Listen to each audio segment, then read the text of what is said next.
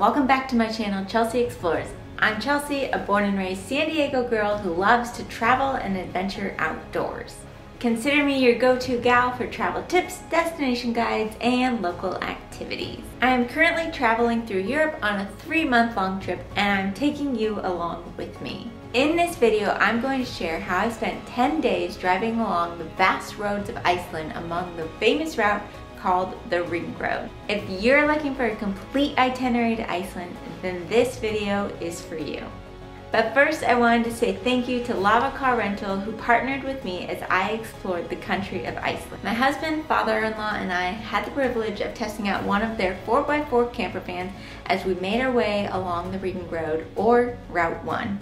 So one of the advantages about exploring Iceland in a camper van is that it offers you a ton of flexibility. You won't need to book any hotels, as you won't be staying in any, and there are a ton of campgrounds along the way, so you don't even have to book those in advance. Renting a camper van is not the most expensive option, but it's also not the most affordable.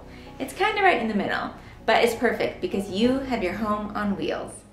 There are not many places on Earth that have as much diversity as Iceland, like waterfalls, hot springs, volcanoes, and much, much more. So, let's explore the land of fire and ice. We made it to the airport.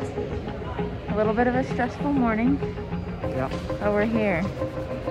See ya, America. Wanna shake the ground, wanna break away, let loose. I'm tired of waiting, gotta make that. First things first, most flights will land in the Djupivogur airport, which is about 45 minutes outside the main city of Reykjavik. Most flights land early in the morning, so you'll be set to go to have a full day of adventure ahead.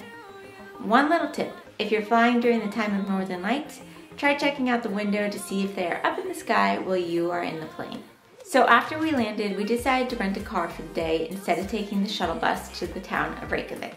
This allowed us more flexibility so we could do and see the things we wanted to do. We're now in downtown Reykjavik. It's super cute. We just ate breakfast at a cute little spot. Best thing is they have oat milk here, and that is great for dairy-free people. So we decided to rent a car from the airport instead of doing a bus transfer to save some money, and that way we can explore wherever we want to go. We spent most of our days in cafes and restaurants as well as exploring some of the main sites. Some of the main sites that we saw was a harping concert venue, the main cathedral with a name that I'm not going to try to pronounce, as well as the Northern Lights Museum. This consisted of our first day in Iceland. We rented an Airbnb for the night before we were ready to head out on our camper van adventure with Vogar Rental. Just 30 miles from the town of Reykjavik, you will begin your journey along the ever so popular Ring Road, otherwise known as Route 1. Your first stop will be the Golden Circle, which is essentially a smaller loop within the Ring Road. This is a popular tourist destination stop that can also be made as a one-day trip from the town of Reykjavik. Stops you will make along the way will be Thingvellir National Park. This sits between two tectonic plates.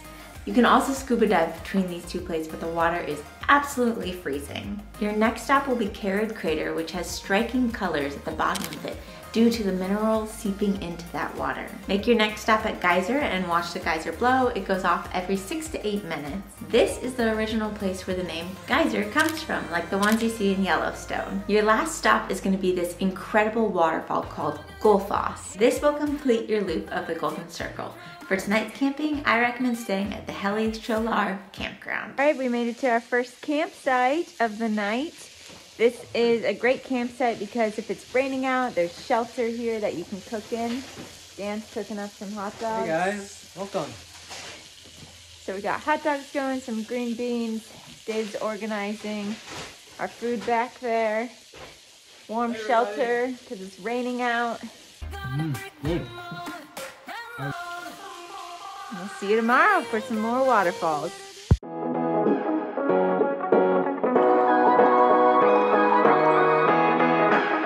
On day 3, we continued our drive down south to one of the most popular and stunning waterfalls in all of Iceland. Now, I'm not going to try to pronounce this one, but it's written right here. It is unique because you can walk behind this 200-foot waterfall itself. Now, you will get wet, so make sure to wear a raincoat.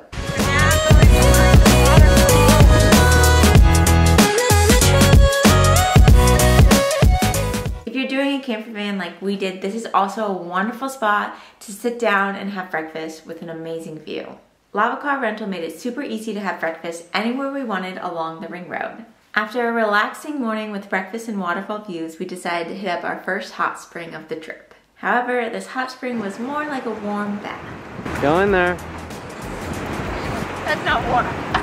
We'll go in. Lukewarm at best, would you say? This is a swimming pool located about 20 minutes from the waterfall. Look like you're having fun. It will take you driving down a dirt road and then parking and walking about another 30 minutes to actually reach the hot spring. Once you arrive, there are some old changing rooms that you can change in, hang up your clothes, and then jump in for a swim. About 10 more minutes down the road, you will find the Seljalandfoss waterfall. There are two ways to view this waterfall. You can walk up the stairs to the top, but that requires a lot of steps, or you can view it from the bottom and see the stunning views of this huge waterfall. Now, if you want to add something fun and unique into your itinerary, continue on the road and visit the insta-famous plane crash site. I'm not sure why this place became so popular, but it's a fun spot to visit and even fly a drone. You can either pay about $11 US to take the shuttle down to the plane crash, or you can walk there on a gravel road, which takes about an hour and a half to 2 hours to get there. It's all flat, but it is a little bit of an uneven pavement. We personally decided to walk there and then didn't want to walk back, so we paid the $11 and took the shuttle back, which I highly recommend. The shuttle runs about every 10 minutes. End your day at the famous black sand beach, which was formed by lava hitting the ocean waves. Here you can also find the famous basalt columns. For your sleeping arrangements tonight, I highly recommend staying at the campground in Vik. The facilities are exquisite. There's a warm place to cook, and for just a few euros, you can take the best hot shower of your life. And here's a little tip. If you're staying around for breakfast, make sure to check out the school bus cafe just behind the campground in Vik. This is a coffee shop that is built into a school bus, and it's so cute.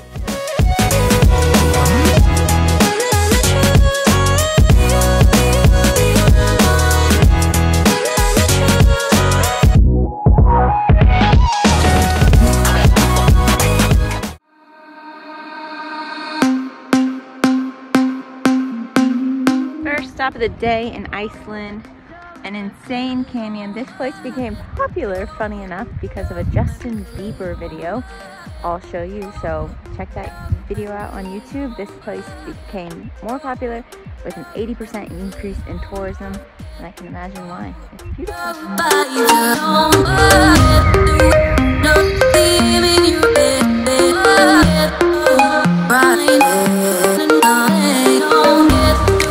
There's this awesome glacier that you can come to and basically walk right up to.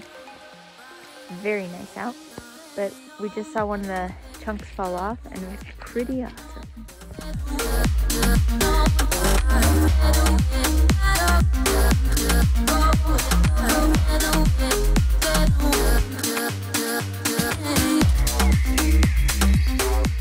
We spent quite a bit of time at the canyon, had some lunch here, and then originally had planned to do another hike at a different canyon that had some pretty gorgeous views based on the pictures, but didn't make it there quite in time.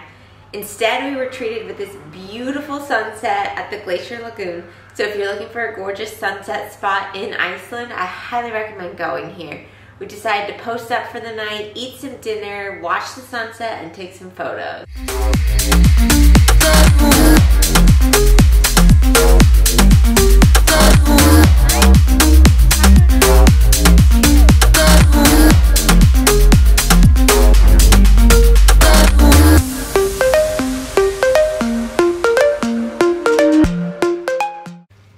Day 5 in Iceland, we woke up nice and early and made a delicious pancake breakfast by the Glacier Lagoon before heading out on our tour of the day with Local Guide. Local Guide specializes in tours in Iceland, taking you walking on the glaciers themselves and into ice caves. We chose to do one of the tours that would take us deep into an ice cave and see the beautiful blue colors that it has to offer. This is about a 4-hour tour that started right from the Glacier Lagoon. We got in this huge 4x4 vehicle and took about a 30-minute drive down these crazy roads, bumpy roads. It literally felt like you were on the moon before getting out and hiking another 30 minutes into the glacier, into the ice cave. So Check it out and see how beautiful the colors are. So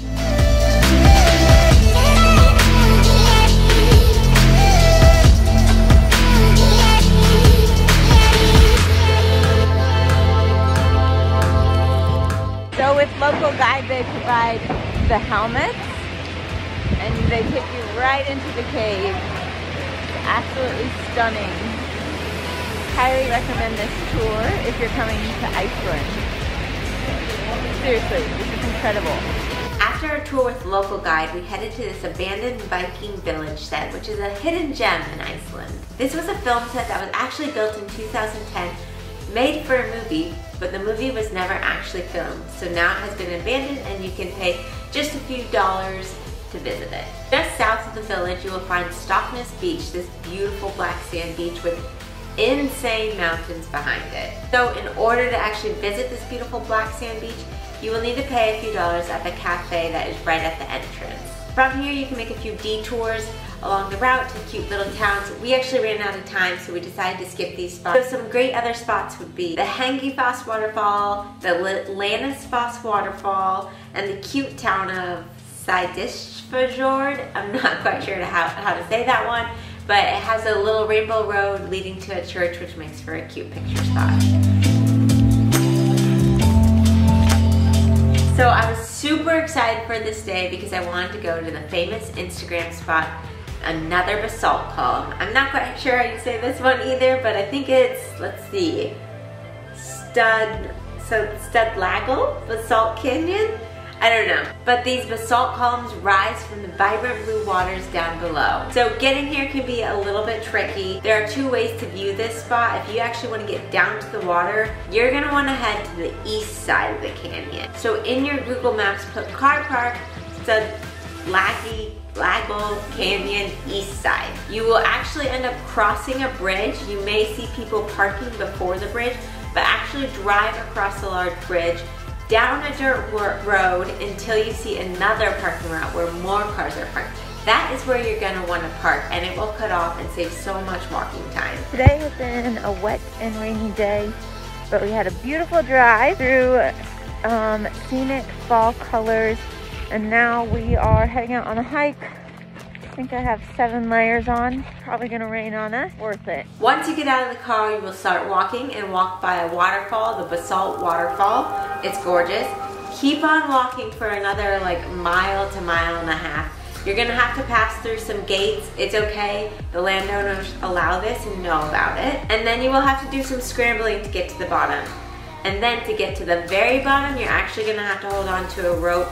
Be careful because it is very slippery, but once you get to the bottom, the views are pretty gorgeous. Now, when I was there, unfortunately the water was not as turquoise as the Instagram pictures show.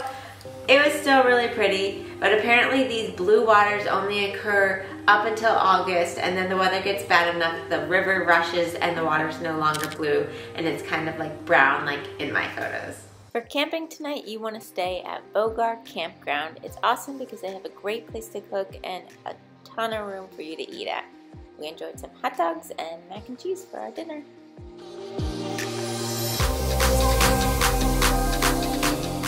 This was pretty much our last day exploring things along Route 1.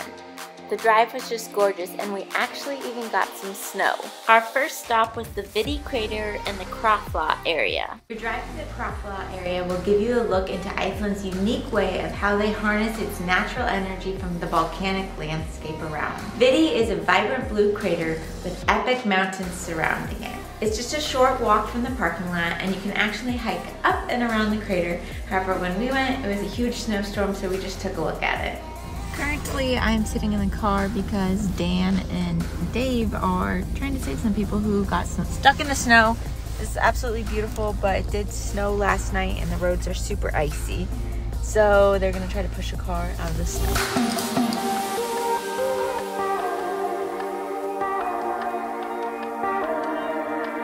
You're also going to want to check out the geothermal landscape areas right outside the Krafla area. In Iceland, sometimes they refer to this area as Hell's Kitchen due to the steaming and boiling hot pots and the strong smell of sulfur. Next, make sure to check out the geothermal hot springs in this area. This one in particular was filmed in the show Game of Thrones. Your last stop on this day is going to be the Godafoss waterfall.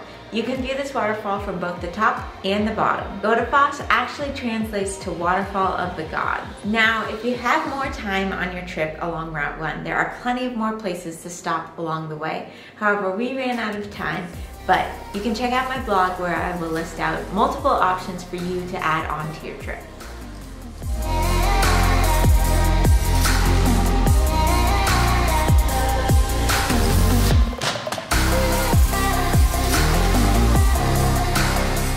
This will be the last and final day in your camper van with Lava Car Rental, so I wanted to give you a little bit of a closer look inside as to how everything gets set up. In the back of your van, Lava Car Rental provides you with a huge water jug that you can fill up along the way. One tip you should know is that you shouldn't buy bottled water anywhere along the route because you can fill up anywhere and the water is clean. Lava Car Rental also provides you with a cooler that does plug in so you can keep some fresh food to cook along the way. There's also a heater in the back of the car that you should turn on at night during those winter months when it gets cold out. And there's also a USB outlet charger down below the cooler where you can charge your items during your drive. All of these things get charged during the day as you're driving, so you'll have plenty of charge to use during the night while you sleep. In the back of the van, there are 2 bed sheets that ultimately turn into your bed at nighttime. During the day, they can be used to sit on, relax. You can even cook back here when it gets windy. There's plenty of storage under these seats as well for your suitcases or for the things that Lava Car Rental provides you with, like the camping bin. Within this camping bin, they have everything you can need: